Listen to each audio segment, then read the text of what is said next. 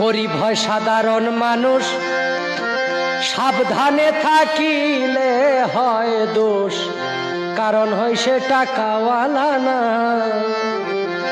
টাকাওয়ালার ইচ্ছা মতে গরিব মানুষ না চলিলে, টাকাওয়ালার ইচ্ছা মতে গরিব মানুষ না চলিলে সইতে হয় তার অপমান লাঞ্ছনা, দুঃখ সহে না, গরিব হইলে মানুষে চিনে না।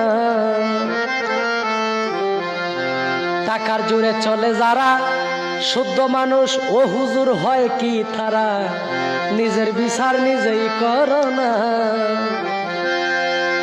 রায় দিবে হাকিম তিনজনে, মেনে নিও আপন মনে, রায় দিবে হাকিম তিনজনে, মেনে নিও আপন মনে।